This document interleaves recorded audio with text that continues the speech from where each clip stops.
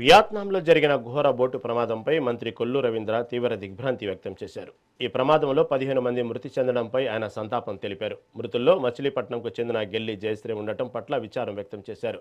ఆసుపత్రిలో చికిత్స పొందుతున్న ఆమె భర్త కిషోర్ త్వరగా కోలుకోవాలని ఆకాంక్షించారు. ఘటన జరిగిన వెంటనే సీఎం చంద్రబాబు, మంత్రి లోకేష్ విదేశీ ఎంబసీ అధికారులతో మాట్లాడి పరిస్థితిని సమీక్షించారని తెలిపారు. బాధిత కుటుంబాలు వియత్నాం వెళ్లేందుకు ప్రభుత్వం తరపున అన్ని ఏర్పాట్లు చేస్తామని, మృతుల కుటుంబాలకు అండగా ఉంటామని మంత్రి హామీ ఇచ్చారు.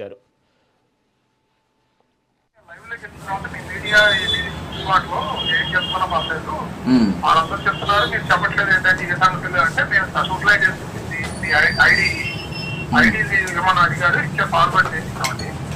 అది చూసి లైవ్ లో చూసి మేము ఆన్సర్ చేస్తాము, వెయిట్ చేయండి. సరే, ఇప్పుడు ఈ వీళ్ళు వెళ్తా అంటున్నారు. వాళ్ళ అబ్బాయి ఇక్కడే ఉంటాడా? ఏం చేస్తాడు వాళ్ళ అబ్బాయి? వాళ్ళంతా ఇక్కడ విజయవాడలో ఉంటాడు. తనే అందరూ వచ్చేస్తున్నారు, ఇక్కడ అందరూ వస్తున్నారు. అక్కడికి దేశం కదా.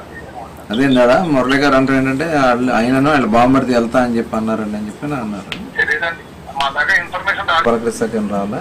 ప్రస్తుతానికి ఇప్పుడు సరే సరే ఇప్పుడు ఏం లేదు, కరెక్ట్ ఇన్ఫర్మేషన్. సరే అండి.